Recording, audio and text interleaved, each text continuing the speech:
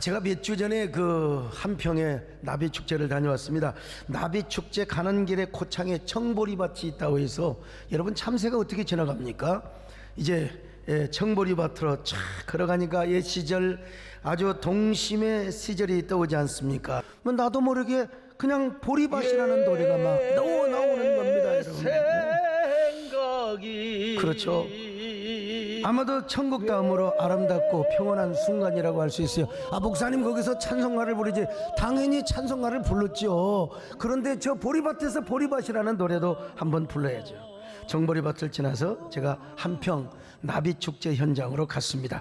그곳에서 제가 설교를 하고 또 우리 박종 목사님과 남진 장로님 한번 보여주세요. 할렐루야. 아주 그냥 박수 한번 해주실까요? 그냥 완전히 공연을 하셨는데, 말로만 듣던 그 나비축제 현장을 가보니까 엄청 대단하다.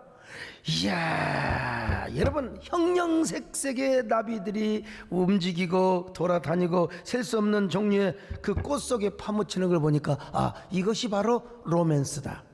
나비와 꽃의 로맨스. 제가 그 어린 시절, 여러분 어린 시절에 뭐 서울 변두리도 마찬가지였어요. 흔해 빠진 게 나비였습니다. 나비요. 하얀 나비, 노랑나비, 호랑나비 할 것 없이요. 얼마나 많았는지 몰라요. 막 무꽃, 유채꽃이 피는 건 막 그냥 거기에만 나비들이 그냥 있었잖아요. 그런데 그 나비들이 한평의 그 하우스 안에 쫙 그냥 그 춤을 추면서 꽃 속에 파묻히는 그 모습을 보니까, 이야, 내 어린 시절의 동심으로 돌아가고 어디 천국의 일부에 제가 가 있는 것처럼 느껴졌습니다. 진짜 요즘 나비가 그렇게 많지는 않지 않습니까? 그런데 거기는 막 수천 수만의 나비가 그냥, 우리 회장님 아직 안 갔다 오셨죠? 죽기 전에 한 번은 갔다 와야 할 것입니다. 그래서 이 타마봉접이라는 말이 있습니다. 벌과 나비는 항상 꽃을 찾아다닌다는 것입니다. 그래서 이런 말이 있잖아요. 파리떼를 몰려들려면은 우리 교회도 막 쓰레기통을 통태 뭐 썩은 그 생선들 이런 것들을 막 쫙 널어놓으면 파리들이 어디서 그렇게 몰려오는지를 몰라요. 근데 벌과 나비를 불러오려면은 마당에다가 꽃밭을 쫙 해서, 여러분 베란다에 진짜 꽃이 피잖아요. 문 열어놔 보세요. 나비와 벌이 들어온다니까요. 참 그런 것 같습니다. 그런데 제가 항상 이런 일을 할 때마다 이제 물어보는 게 있어요. 나비와 벌이 꽃을 찾아가는데 꽃이 나비를 선택하는가, 나비가 선택하는? 남진 장로는 크게 한번 대답해 보세요. 나비가 꽃을 선택해요? 꽃이 나비를 선택합니까? 이게 반드시 이게 함정이 있다는 사실을 알고요. 오늘 지금 1부, 2부 예배 때마다 제가 물어봐도 전부 다 얘기하는 거예요. 나비가 꽃을 선택했다고. 그 틀린 말은 전혀 아닙니다, 여러분요. 근데 본질적으로 보면 그렇지 않습니다. 꽃이 나비를 선택하지 아니하고 불러주지 않으면 나비는 날아갈 수가 없어요. 꽃이 벌을 불러주지 않으면 벌은 날아갈 수가 없어요. 꽃이 나비를 향하여 꽃향기를 풍겨주니까 본능적으로 그냥 꽃을 향하여 날아가는 겁니다. 그러니까 꽃이 나비를 선택했다고 대답해도 절대로 틀린 대답이 아닙니다. 우리가 어린 시절에 이런 노래 불렀잖아요. 내가 나비축제 그 현장에서 그 노래를 한번 뽑아댔습니다. 보여줘 보세요. 나비야 나비야 이리 날아오너라. 여러분, 호랑나비 흰나비 할 것 없이요 오라고 꽃이 부르잖아요. 우리 어린 시절에 배웠잖아요. 그러니까 어떻게 해요? 춤을 추면 날아가는 겁니다, 여러분. 제가 나비 축제에 다녀온 후에 제가 이제 나비 시리즈, 제가 시인이잖아요. 야, 나비를 좀 쓰자. 제가 옛날에 그 사군자에 대한 시를 쭉 써가지고 아주 그냥 반향을 많이 일으켰는데, 나비 원 그대가 불러주지 않았으면 나는 날아갈 수가 없습니다. 사람들은 나비가 꽃을 선택한다 하지만 꽃이 나비를 선택한다는 것을 아는 이는 누구일까요? 누구도 나를 불러주지 않았을 때 나를 불러준 당신, 그 이름, 그 빛깔, 그 향기 어찌 있겠어요? 당신이라는 꽃이 있어서 나는 나비가 되었고 그대라는 꽃 속에 앉아 봄밤의 꽃을 활짝 피웠지요. 아름답지 않으세요? 자, 그러면 제가 여러분에게 묻겠습니다. 여러분이 하나님을 선택했습니까? 아니면 하나님께서 여러분을 선택하셨습니까? 요건 다 아시네 보니까. 여러분, 겉으로 볼 때는 우리가 하나님을 선택했어요. 우리가 기독교를 선택했고 수많은 교회 가운데 여러분이 세대교를 선택한 겁니다. 여러분, 그러나 그렇지가 않아요. 하나님이 우리를 불러주시고 우리를 콜하지 않으셨으면 여러분, 우리는 교회에 나올 수가 없어요. 우리는 예수 믿을 수가 없습니다. 수많은 종교의 교주가 있지만 여러분이 예수님을 선택한 것처럼 보이지만 하나님께서 여러분을 불러주셔서 여러분 하나님의 자녀가 되었고 오늘 3부 예배에 나온 줄로 믿습니다.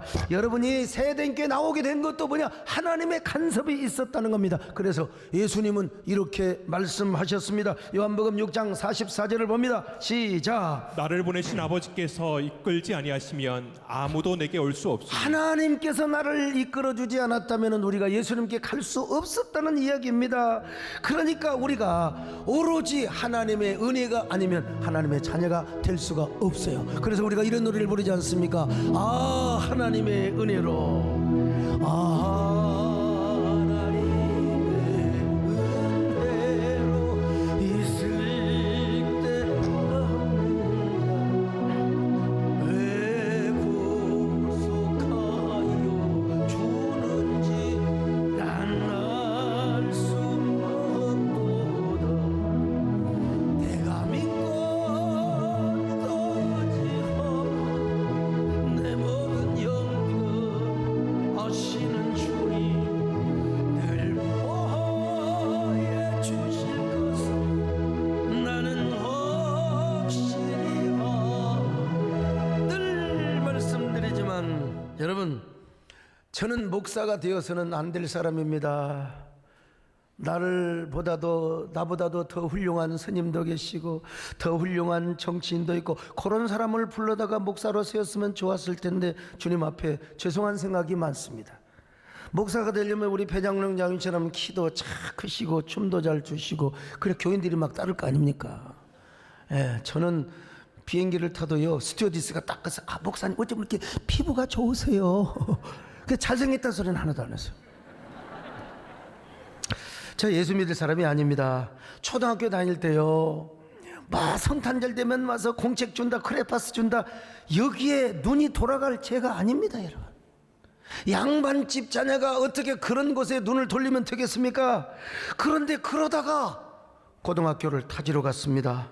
고등학교 2학년 때였습니다. 인류대 많이 보낸다고 막 방학 때도 막 그냥 그 옛날 이런 반 만들었고 막 공부시켰잖아요. 고등학교 1학년 학생이 저한테, 이 동생이 뭐라고 하냐면, 형 교회 좀 나가요. 야, 이 미친 니마 그랬죠. 예. 그냥 우리끼리 하는 말을 그대로 또 하면 안 되죠. 야, 이 미친 니마, 야, 교회를 내가 왜 나가냐 이놈아. 나는 어릴 때부터 다 공자님의 말씀을 배워가지고 교회 나갈 수가 없다. 우리 어머니는 어릴 때부터 부처님한테 얼마나 나는 절대로 나는 안 나간다. 그랬더니 뭐라고 한 줄 아세요? 형, 교회 가면 이쁜 여학생들이 얼마나 많은데, 그 여학생들이 말이야 우리 학교를 막 거지 같은 학교라고 욕을 하잖아. 그래서 그래? 이런. 그리고 내가 그 여학생들을 혼내주려고 갔습니다. 혼내주려고. 그런데요, 여놈들이 나를 전달려고 짜놓고 한 줄을 제가 몰랐어요. 완전히 제가 넘어갔습니다. 갔더니 하얀 교복을 입고 아래 검정 뭡니까 치마를 입은 여고생들이요. 안녕하세요 형제님, 안녕하세요 형제님. 그 형제님이 미쳐버렸어요. 병 가버렸어요. 그래가지고 안내로 다 해가지고, 그래서 우리 교인들은 막 안내를 잘해야 됩니다. 안내요, 정말 안내 잘해야 됩니다. 안내할 때 막 아이고 인상 딱 쓰면서 아이고 안녕하세요, 절로 가세요, 절로 앉으세요. 그건 진짜로 절로 가버립니다, 여러분요. 근데 막 이리 오시라고 해갖고 막 앉아서 양옆에 여학생들이 앉아가지고 성경도 찾아주고 막 그냥 찬송가도 찾아주고, 그래서 혼내주고 싶은 마음이 바람과 함께 사라져버렸어요. 더구나 그날 담임 목사님이 토요일 날 베드로가 3년이나 예수님을 따라 다녔는데 예수님을 3번이나 부인했다는 그 이야기를 하는데 내가 막 화가 팍 나버렸습니다. 여러분, 이런 싸가지 없는 인간 같으니라고 어떻게 예수님을 3년이나 따라 다녀놓고, 아니 이런 인간이 예수님을 모른다고 할 수 있어요? 야, 내가 남자라, 내가 만약에 예수님의 제자라면 내가 십자가까지 따라갈 텐데 저런 배신자가 어디가 있느냐고 말이요. 지금 생각해 보니까 여러분, 성령께서 오셔서 제 마음을 두드리셨던 거예요. 그때 여러분, 하나님은 기질대로 쓰신다고, 제가요 어린 시절부터 보스 그런 그 기질이 있었습니다. 보스들이 가끔 보면, 건달들이 보면 목사님 건달을 하셨어도 전국구를 다 장악하셨을 것 같습니다. 제가 막 걸어간다고 그러거든요. 기질을 사용하신다. 그때 만약에 담임 목사님이 이제부터 교회 나올 사람, 예수 믿을 사람 손 들어보세요, 그럼 그때는 당장 손 들었을 거예요. 근데 결신 초청을 안 하셨습니다. 예배를 마치고 2부 순서가 있는데 장기 자랑하는 순서가 있었습니다. 대부분 다 찬송가를 부르고 어떤 애들은 말이 우리 인철이처럼 손 가지고 막 헉헉 하고 하는데 저는 그런 기술이 없거든요. 근데 제 차례가 돌아와가지고 생전 처음 나간 놈이 무슨 찬송가를 합니까?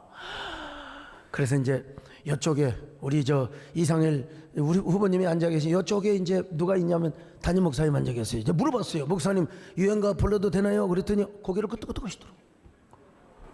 여러분, 그게 그냥 해준 건지 그것이 진짜인 줄 알고 제가 유행가를 불러버렸습니다. 여러분, 교회 단에 올라와 가지고 마이크를 들고 어떻게 다리를 떨면서 그때 불렀던 노래가 유명한 노래입니다. 유명한 노래요. 오동잎이에요. 오동잎한 잎도이 떨어지는 가을밤에. 여러분, 괜찮게 하지요? 그 어디서 들려오는 귓도람이, 그 다음에 이제 고요하게 흘러가는데요. 이거 불러버리니까 애들이요, 눈이 완전히 이게 무슨 눈이야, 개구리 눈이 되어가지고, 야, 저 새끼 미쳤나봐. 무식한 놈이 담대하더라고. 여러분, 진짜 앞에 나와가지고 유행가를 불러버렸으니, 근데 그때 중요한 건, 그때 그 담임 목사님이 유행가를 불렀다고 저를 꾸짖었으면 저는 절대로 교회 안 나갑니다.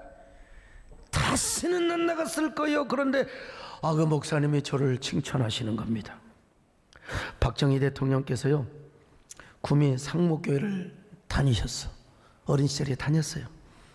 다윗과 골리앗에 대한 그 웅변을 하면 1등을 했어요. 1등을. 구미시의 교회 연합회 가서도 1등을 했어요. 그런데 어느 날 주일날 보니까 박정희가 지각을 했어요. 그리고 가난해서 신발이 없어가지고 그냥 맨발로 뛰어오다가 그 걸레로 좀 닦고 와야 되는데 그냥 그 마룻바닥을 뛰어오니까 얼마나 그 마룻바닥에 발바닥 자국이 남지 않겠습니까? 그때 주일학교 선생님이 나오라고 그래가지고 애들 보는 데서 뺨을 색대를 때렸어요. 이 녀석 감히 말이야.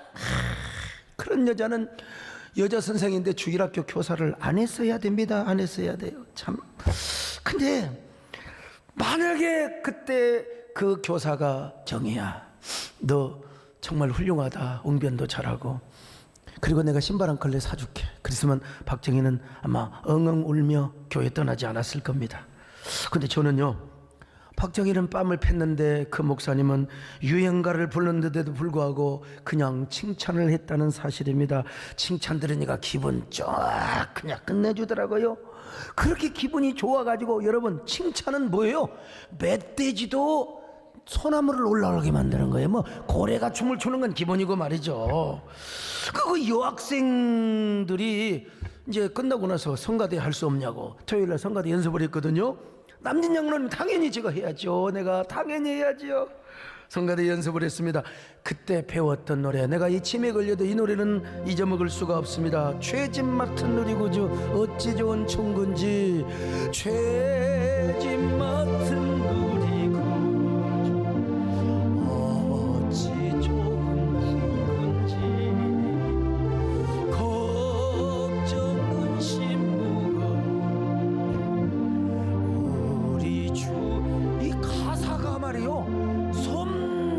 바람처럼 내 가슴속에 녹아요. 진짜 보세요. 죄짓 맡은 죄 없는 사람이 인간이 어디가 있어요, 여러분. 걱정 근심 없는 사람이 그때만 해도 입시 걱정 뭐 그냥 성적 걱정 말이요. 그냥 전부 다 친구들이 다 경쟁자요. 내가 저놈을 이겨야 되는 거요. 그런데 그 노래를 부르니까 이야, 저녁에 기숙사에 돌아가서 잠이 안 오는 겁니다. 맨날 머릿속에 이 가사가 막 찬상이 그냥 찬상으로 그냥 남는 거요. 예. 죄짐 맡은 우리 구주 어찌 좋은 친구인지 얼마나 이 노래가 머릿속에 막 그냥 맴돌다가 잠이 드는 잠을 잤는지 꿈을 꾸는지 도대체 알 수가 없어요. 그때 맡았던 제 음정이 뭐냐? 엘토였습니다. 엘토. 자, 그래가지고 이제 제가 다음날 교회를 갈 거나 말 거나 갈등이 생기잖아요. 근데 남자가 약속을 있으면 가야죠. 남자가 사나이 대장부가 가서 졸기라도 해야 되잖아요. 근데 제가 교회 딱 가가지고 사나이 대장부가 약속을 지켜야지. 그리고 제가 그 성가대 한 중간 정도 앉아가지고, 여러분 저는 어릴 때부터 사진 찍을 때 꼭 이렇게 찍었어요. 지금도 결혼 주례할 때마다 탁 그러면요, 저기 사진사가 목사님 턱조가리 내리세요. 이게 제가 여러분 고개를 빳빳이 하면서 노래를 얼마나 잘했겠습니까? 죄짐 맡은 우리 구주 어찌 좋은 친구인지 걱정근지 하면서 말이에요. 예? 그랬더니 그 앞에 앉아있는 권사님 집사님들이 와가지고 학생은 그렇게 노래를 잘하냐고, 세상에 처음 나온 사람이 어쩌면 잘하냐고. 그때 사람이요 칭찬한 사람을 뿅가게 하더만. 뿅가요 뿅가기 시작했어요. 뿅의 전설이 거기서부터 나온 겁니다, 여러분. 뿅의 전설. 근데 참 지금 생각해봐도요, 어떻게 유행가를 부르도록 허락해 주었는가. 지금이야 이렇게 오프닝 시대이기 때문에 뭐 그럴 수 있어요. 근데 그때 70년대 후반에 그 어떻게 정말 교회에서 북도 못 쳤어요. 그 우리 장로 교단에서는요, 기타도 못 치고 드럼도 못 치던 시대예요. 그런데 어떻게 토요일날 아무리 그렇다고 유행가 부르는 사람을 칭찬해. 근데 그 목사님이 어떤 분이냐, 역시 서울대학교를 나오신, 서울대 농대를 나오신 분입니다. 서울대 농대를 나오신 분이요, 사람이 그릇이 크셨어요. 저를 그 영상 한번 인터뷰를 몇 년 전에 오셔서 한번 얘기했잖아요. 자, 한번 보여주세요. 제가 처음 갔을 때 진짜 베드로가 3번 부인하는 내용의 설교하신 게 기억나세요? 그러면 기억나죠.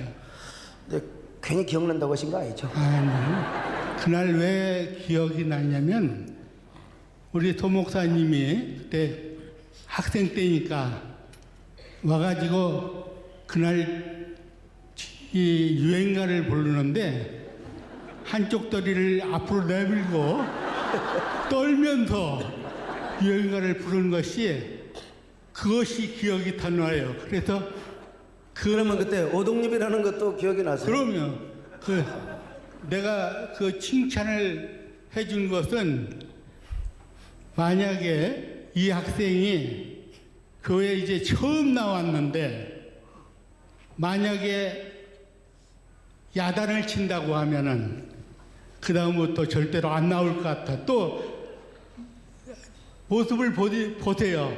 나올 사람인가 안 나올 사람인가. 근데 한마디 칭찬을 해주니까, 칭찬은 고래도 춤추게 한다는 책이 있듯이, 그때는 뭐 책이 없었죠, 그런 책이. 예, 그 뒤로 책이었는데, 그 칭찬을 듣고 그때 대박을 터뜨렸어요. 왜냐하면 그때 나와가지고 성가대도 쓰고 또 새벽 예배, 뭐 예배는 예배 전부 나와가지고 교회를 완전히 휩쓸었습니다. 내 다리를 떠는 건 그때 우리 초등학교 다닐 때 우리 남진 장로님이 유명했거든. 그러니까 막 적푸른 초원이 했거든요. 아마 영향을 받은 것 같아요, 아무간에. 근데 사실 그때 1978년도 합동 보수교단, 드럼도 못 치고 기타도 못 칠 때입니다. 예, 참 그럴 때. 목사님 대단하셨어요. 정말 훌륭하셨어요. 여러분 박수 한번 해드립시다, 그냥. 여러분, 제가 저 목사님의 칭찬을 안 받았으면 절대로, 그렇게 하다 보니까 문학의 밤이 있었죠. 여러분, 제가 좀에 글을 잘 쓴다고 하기는 좀 뭐하지만이, 예. 여러분, 제가 진짜 시인이고 얼마나 문학소년이었습니까? 그러니까 막 글싸가고 가면 막 칭찬하고 말이요, 장로님들 뭐 칭찬하고 여학생들 칭찬받고, 제가 진짜 인기가 짱이었거든요. 제가 연예인으로 안 가기를 다행이지, 연예인으로 갔으면 여러분 제가 개그맨도 할 수 있었을 거예요. 근데 하나님께서 저를 불러주셔갖고 어찌 하다 보니까 교회 완전히 휩쓸고 다니다가 여러분 목사가 된 겁니다. 목사도 공교회 사역을 하며 그리고 뭐 포괄적 차별금지법을 비롯해서 제가 논리적으로 합리적으로 전면에서 반대하는 공교회를 세우는 목사가 되었으니 무엇입니까? 이 모든 것이 바로 뭐냐? 하나님의 은혜고 하나님의 선택이고 하나님의 부르심이었다는 것입니다. 꽃이 나비를 부르는 것처럼 성령께서 저를 불러가지고 이게 뭐냐? 다시 생각해보면 한마디로 뭐냐? 하나님의 은혜입니다. 은혜. 오늘 김은혜 후보님도 이렇게 오셨는데 어쩔 수 없이 오늘 내가 은혜라는 말을 많이 안 할 수가 없습니다. 그냥 조남을 많이 사용해도 용서해 주시기를 바랍니다. 모든 것이 은혜요. 할렐루야. 모든 것이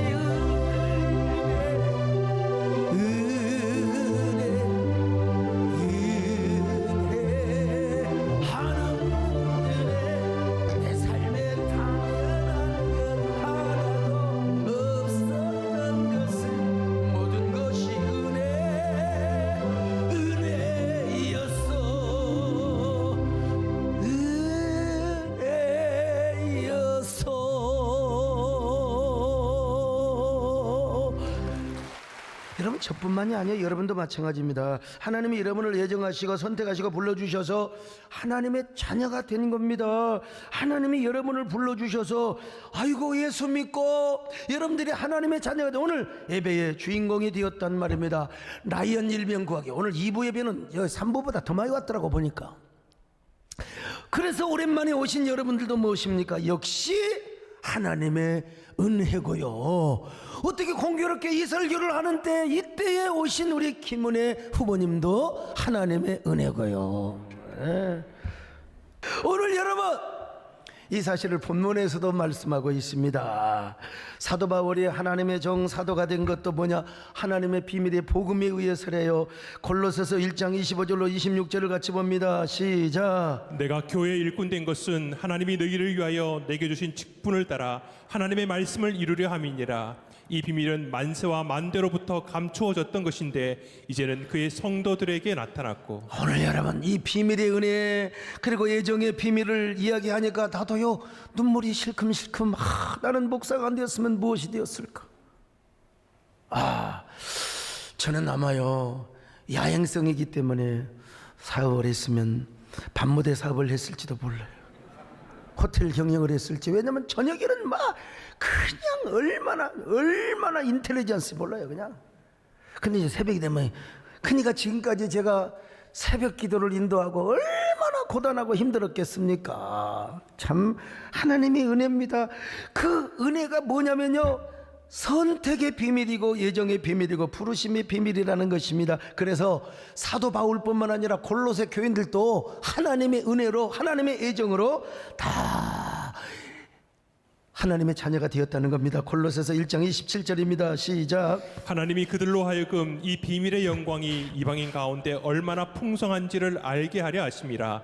이 비밀은 너희 안에 계신 그리스도시니 곧 영광의 소망이니라. 자, 여러분 이 사실을 에베소서에서는 좀 더 구체적으로 웅대부비하게 표현하고 있습니다. 에베소 1장 3절로 5절입니다. 찬송하리로다. 하나님 곧 우리 주 예수 그리스도의 아버지께서 그리스도 안에서 하늘에 속한 모든 신령한 복을 우리에게 주시되 곧 창세전에 그리스도 안에서 우리를 택하사 우리로 사랑 안에서 그 앞에 거룩하고 흠이 없게 하시려고 그 기쁘신 뜻대로 우리를 예정하사 예수 그리스도로 말미암아 자기의 아들들이 되게 하셨으니 1장 8절로 9절도 계속 연속합니다. 읽어보시겠습니까? 이는 그가 모든 지혜와 총명을 우리에게 넘치게 하사 그 뜻의 비밀을 우리에게 알리신 것이요 그의 기뻐하심을 따라 그리스도 안에서 때가 찬 경륜을 위하여 예정하신 것이니. 예정했다 이 말입니다. 예정했어요. 그러니까 한마디로 말해서 내가 교회를 가서 베드로 설교를 듣고 또 가서 유행가를 보고 이거 1년의 과정이지만 이 모든 것이 뭐냐? 하나님의 애정 안에 있었다는 겁니다. 그리고 야 너는 어쩔 수 없어. 너는 어디에 다른 길로 너는 사업 정치 할 수 없어. 너는 목사가 돼야 돼. 하나님의 애정을 해놨다는 겁니다, 여러분요. 예.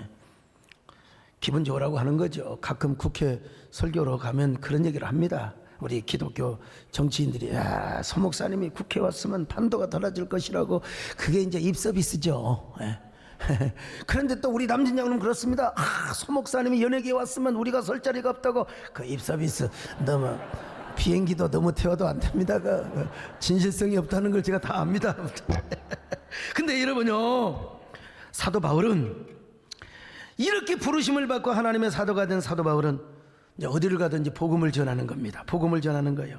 예수 그리스도라는 꽃의 향기를 전하고 가르치고 다니는다 이 말입니다. 골로새서 1장 28절 봅니다. 시작. 우리가 그를 전파하여 각 사람을 권하고 모든 지혜로 각 사람을 가르침은 각 사람을 그리스도 안에서 완전한 자로 세우려 함이니. 근데 기가 막힌 게 말이죠. 우리가 어떻게 이제 사역을 감당하고 사명을 감당하느냐? 자, 이런 신비가 어디가 있습니까? 여러분 그렇잖아요. 헌금도 내가 오고 내가 내 발걸음으로 교회 왔잖아요. 전도도 여러분이 하잖아요. 그럼 인간적으로 볼 때는 내가 하나님을 선택하고 내가 교회를 선택하고 내 결단으로 전도하고 헌신을 하는 거예요. 오늘 헌금도 마찬가지입니다. 그런데 바울이 얼마나 기가 막힌 얘기를 하고 있느냐? 여러분, 내 안에 하나님의 애정 가운데 성령의 부르심의 역사가 있었다는 거예요. 성령이 우리를 감동시킨다는 겁니다. 그래서 사도 바울은 성령의 감동의 역사를 따라서 내가 수고를 다한다는 겁니다. 하나님의 성령이 역사한다고 해서 여러분 가만히 있는데 목사가 됩니까? 예? 가만히 있는데 예수를 믿습니까, 여러분? 아니잖아요. 1년의 과정이 있잖아요. 내가 하는 것처럼 보여. 그런데 보니까 성령의 역사가 내 안에서 역사하고 그 역사를 따라 내가 수고를 다하고 최선을 다하고 행동을 한다는 겁니다. 이게 바로 골로새서 1장 29절입니다. 읽어보시겠습니까? 이를 위하여 나도 내 속에서 능력으로 역사하시는 이의 역사를 따라 힘을 다하여 수고하노라. 그래요. 그러니까 아무리 꽃이 나비를 불렀다 할지라도 여러분 나비가 날갯짓을 해야 돼요. 그리고 바람이 불어도 여러분 바람이 부니까 막 진한 향기가 더 날릴 것 아닙니까? 그래도 바람이 불어도 나비는 날갯짓을 하고 가야 된다 이 말이요. 이 부르심과 그리고 우리의 최선이 거기서 만나게 되는 것입니다.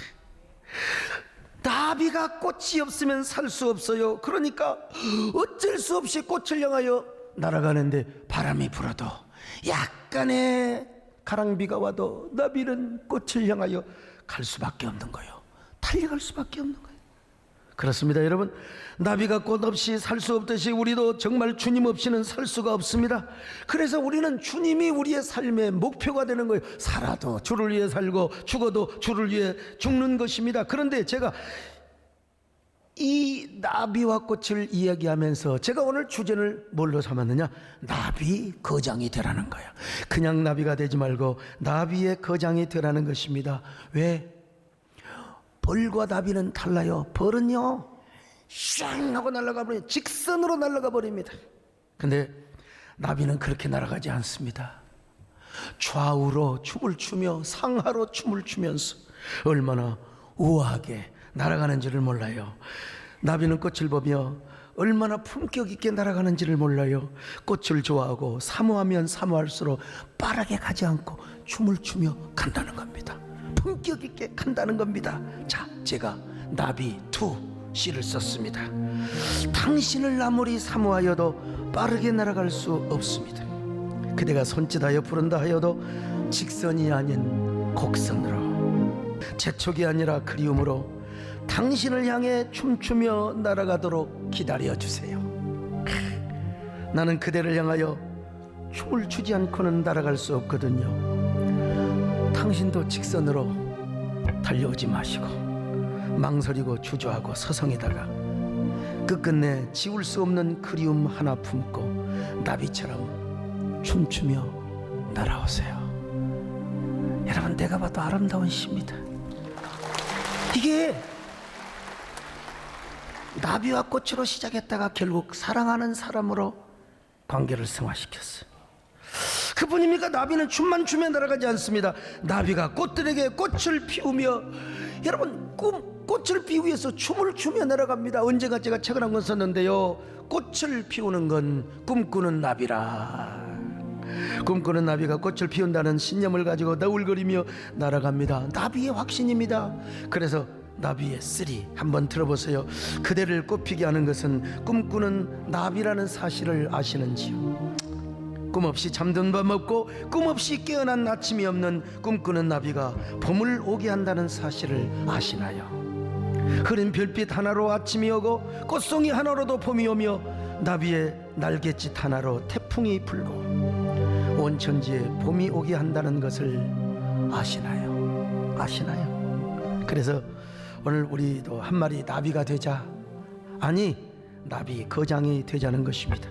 나비 거장이 되어서 예수 그리스도 안에서 믿음의 꽃을 피우고 사명의 꽃을 피워야 됩니다. 자, 그러면 어떤 사람이 나비 거장이 되는가? 첫째로 모든 것이 하나님의 은혜임을 알고, 은혜가 또 나옵니다. 여러분, 하나님의 은혜임을 알고 남을 함부로 비난하지 말자는 것입니다. 여러분, 벌은 건들면 바로 쏴버려요. 그리고 죽어요.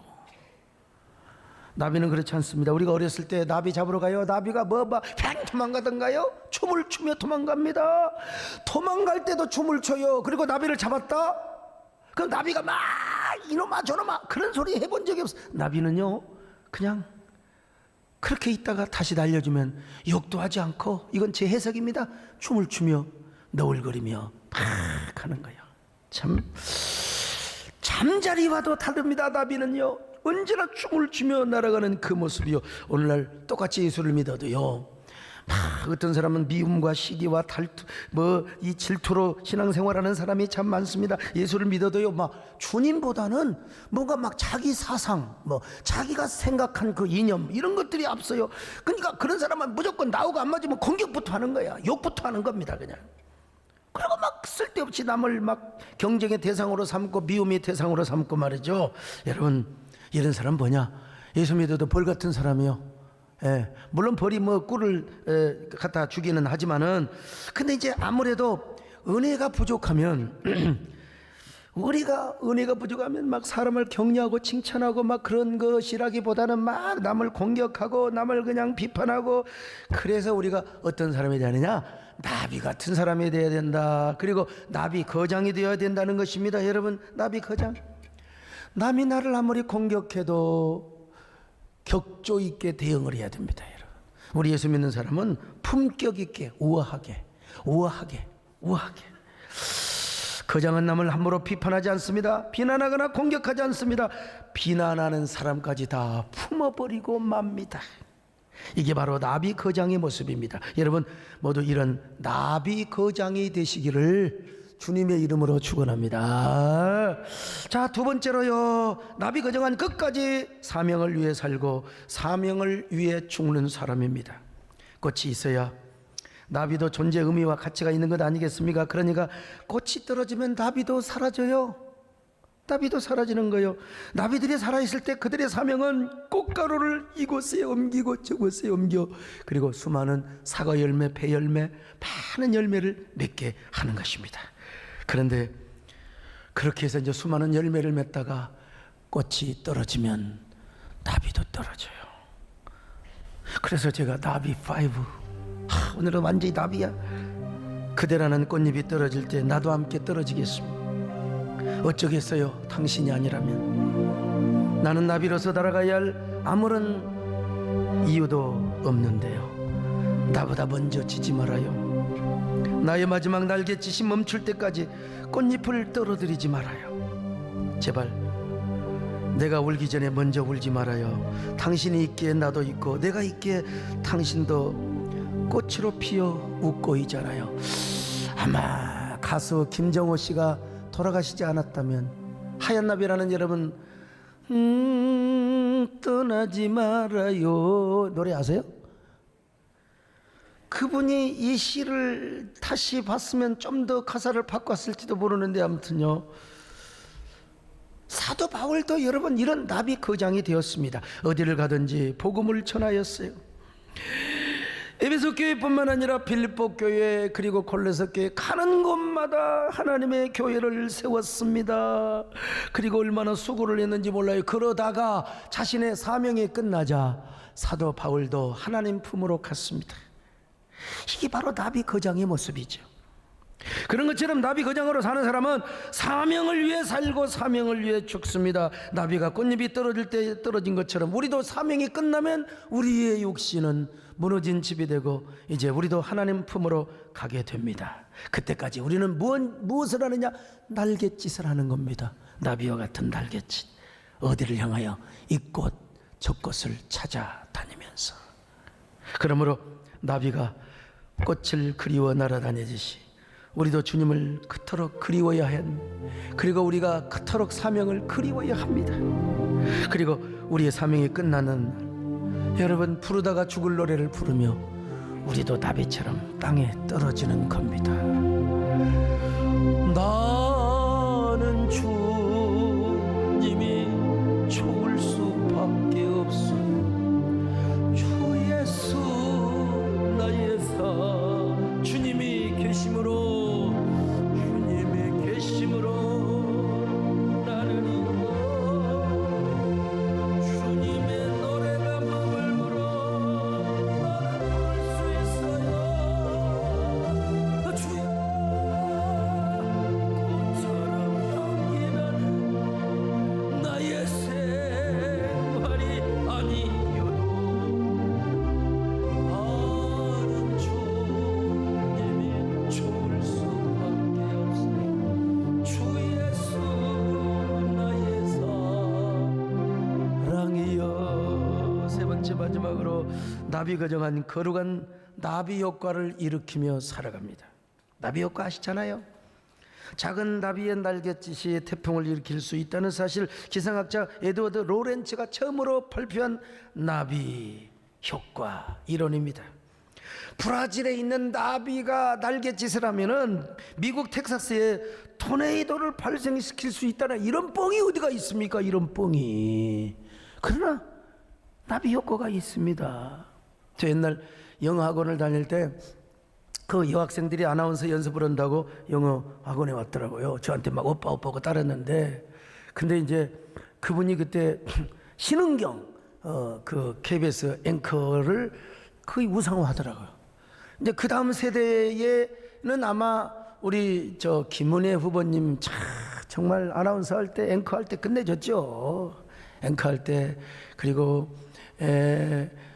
진짜 그게 뭐가 있나. 아무튼 그 대본도 없이 그렇게 뭐 브리핑하고 이런 걸 보면 참, 아유, 우리는 물론 뭐 맨날 다른 설교 하니까 원고를 놓고 하긴 하지만 그게 그렇게 부러울 수가 없어요. 정말 대단하세요. 대단하세요.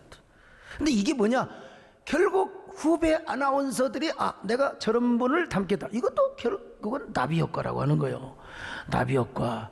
우리 김은혜 후보뿐만 아닙니다. 여러분 저도요, 이래봬도요, 얼마나 많은 목사들이 저를 부러워하고 또 저를 따라하는데 나는 목사님 노래가 안 돼요 그러더라고요. 서 목사님은 되는데 나는 막 하려고 그러는데 이게 영 쪽팔려서 안 된다는 거예요. 그게 돌아가신 우리 조영기 목사님도 그랬다고 하잖아요. 나도 서 목사처럼 찬양한다 하고 해다가 그냥 나도 한번 대중가에 불러보겠다 그러고 무슨 노래 부르는 줄 알아. 산 너머 남쪽에는 누가 살길래 해마다 봄바람이 나무로 그러다가 막 성도들이 막 비웃어가지고 막 개망신을 당했다고 하잖아요. 우리 교회 오셔서 하셨잖아요. 여러분 이게 뭐냐? 나비 효과입니다. 나비 효과. 여러분 나비 거장은 언제나 남에게 창조적 영향력을 비춰주는 사람입니다. 예수 믿는 사람도 두 종류가 있는데요. 한 사람은 맨날 자기만 시험 든 게 아니라 남도 시험 들게 하는 거예요. 근데 여러분 진짜 은혜 받은 사람은 뭐냐? 나만 은혜 받는 게 아니라 남도 은혜를 끼친다 이 말입니다. 말도 언제나 은혜스럽게. 나 이쪽 보고 합니다. 은혜스럽게. 예? 언제나 행동도 은혜스럽게. 왜 그런 줄 아세요? 내 안에 은혜가 가득하면 그렇습니다. 이 사람이 뭐냐면 나비 거장이에요. 나비 거장이 되어야 나만 은혜를 끼치는 게 아니라 다른 사람도 복을 받고 다른 사람에게 은혜를 끼치는 사람이요, 다른 사람에게 이런 면에서 뭐요? 모델링이 되는 사람입니다. 여러분, 이런 나비 거장이 되시기를 바랍니다. 이런 사람은 여러분 고난 중에도 여러분 찬송을 합니다. 그게 뭔 줄 아세요? 은혜의 힘입니다. 오늘 은혜가 나와서 어쩔 수 없어요. 내가 실패해서도 찬송할 수 있으면 은혜의 힘입니다. 할렐루야. 은혜가 되면 아멘 하세요.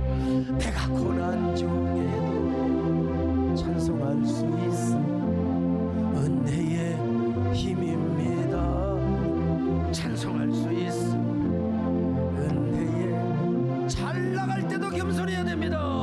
내가 형통 중에도 겸손할 수 있음 은혜의 힘입니다. 내가 연단 중에도 감사할 수 있음 은혜의 힘입니다. 주님의 은혜가 내 안에 들어오면 나는 날마다 기뻐집니다. 은혜가 더하여질수록 오직 주님만 바라. 여러분, 제가 이 설교는 한평 다녀와서 바로 준비했어요. 지난주에 주보에도 이미 다 공개가 되었죠. 내가 일부러 은혜 노래를 부르는 게 아니라 그냥 자연스럽게 된 겁니다. 그리고 오늘 김은호 후보님이 오신 거예요. 그러니까 이거는 하나님의 절묘한 타이밍이죠. 자, 우리 함께 주님의 은혜가 후렴을 가슴에 손을 얹고 기도합니다. 주님의 은혜가 내 안에 들어오면 나는 날마다 기뻐집니다. 자, 할렐루야. 우리 김창준 장로님처럼 이렇게 아주 그냥 어린애처럼 주님만 봐. 자, 하나님, 나는 어떤 사람입니까? 나는 어떤 사람입니까? 바람이 불어도 나비가 꽃을 향해 날아가는 것처럼 우리도 바람이 불어도 주님만을 찾아가는 저희들 되게 하옵소서. 주님만을 섬기게 하옵소서. 벌처럼 함부로 남을 쏘지 않게 하시고 언제나 사랑의 말을 하게 하여 주옵소서. 언제나 나비 효과를 일으키는 저희들 되게 하여 주옵소서. 함께 1분 동안만 묵상으로 기도하겠습니다.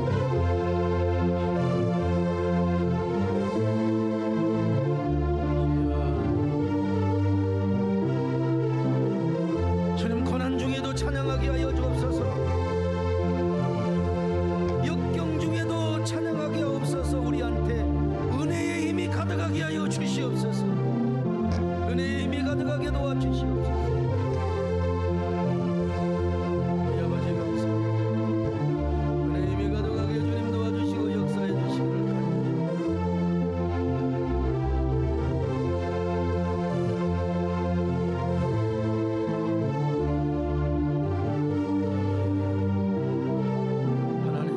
고맙습니다. 애정의 은혜와 은혜의 힘이 우리를 언제나 압도하여 나비가 꽃을 찾아다니는 것처럼, 언제나 꽃이 없으면 살아갈 수 없는 것처럼 우리도 주님 없이는 살아갈 수 없는 저희들이 되게 하여 주시옵소서. 주님 없이는 살아갈 수 없는 저희들 되게 하여 주시기를 바라오며 예수님의 이름으로 기도 올리옵나이다. 아멘.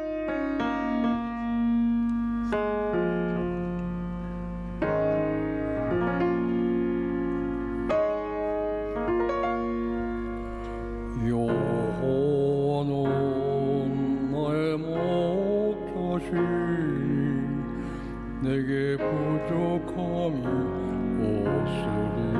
없으리로다. 여호와는 나의 목자시니 내게 부족함이 없으리로다. 나로 하여금 푸른 소정에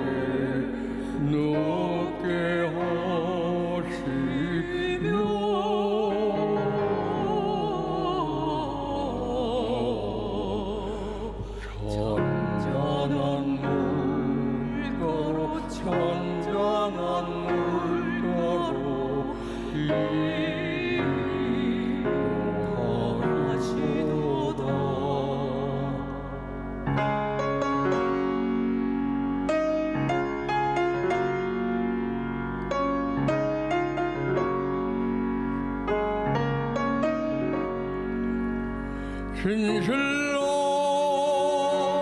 사랑하는 인자심이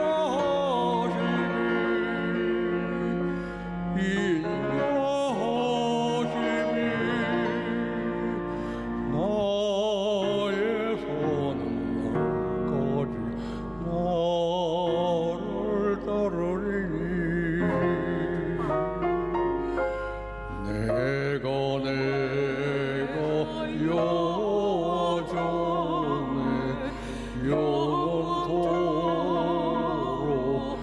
영원토록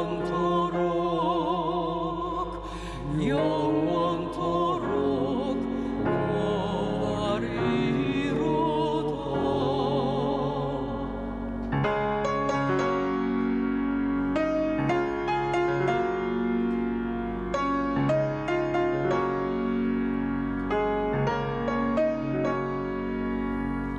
진실로 사랑하는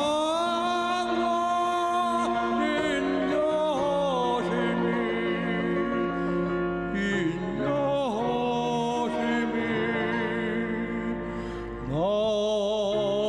나에서는 날까지 나를 따르리니 내가 여전해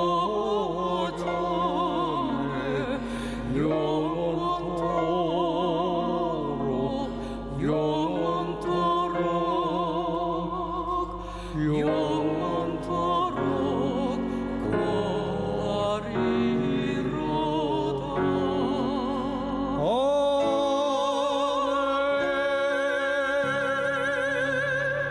할렐루야.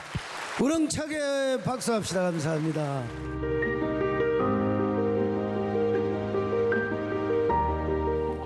안녕하세요. 부교구 이성준 성도.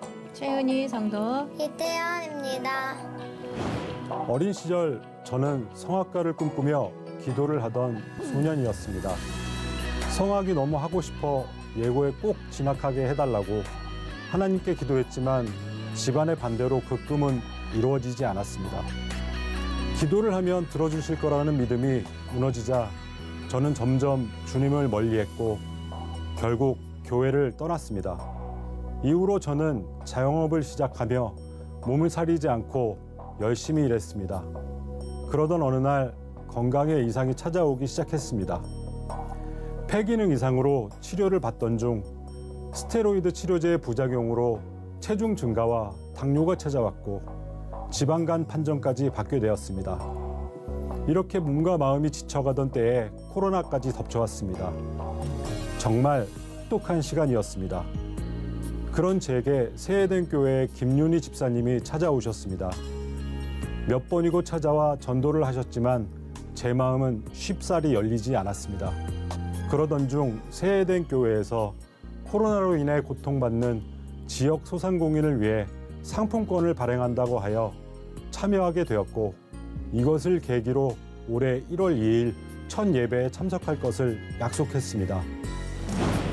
평소에 교회에 대해 부정적인 편견과 이미지를 갖고 있던 남편이 제게 먼저 교회를 가보자는 말에 깜짝 놀랐지만 그 마음이 변할까봐 얼른 가겠노라고 약속했습니다. 그렇게 올해 1월 첫 주일에 온 가족이 교회에 예배를 드리러 갔습니다. 예배 자리에 인도되어 앉아 기도를 드리는 순간 눈물이 났습니다. 이 자리에 나오게 해주심이 감사하다고, 남편의 마음을 변화시켜 주셔서 감사하다고, 우리 세 가족이 모두 예배를 드리게 해주셔서 감사하다고 하나님께 고백했습니다. 그리고 제가 이 예배의 자리를 이토록 원하고 있었다는 것을 느꼈습니다. 목사님께서 가정과 직장, 사명에서 퍼스트가 되고 첫 열매의 축복을 받으라 하셨던 말씀이 머릿속에서 떠나질 않았습니다. 그리고 거인에게도 운이 필요한가라는 설교를 들었을 때 제가 모토로 삼던 운칠기삼을 들어 말씀하시며 하나님의 섭리 안에 모든 것이 이루어진다는 말씀에 전율을 느꼈습니다. 내겐 가진 운이 없어 내 노력 기삼을 얻고자 혼신을 다해 살아왔는데 결국 하나님의 섭리 안에 온전히 거할 때 첫 열매의 축복을 주실 것이라는 것을 깨달았습니다. 그리고 그날 예배를 마치고 제게 아무 말 없이 악수를 청하시는 목사님의 손을 잡았을 때 하나님이 목사님을 통해 지금껏 고생을 올려드립니다. 감사합니다.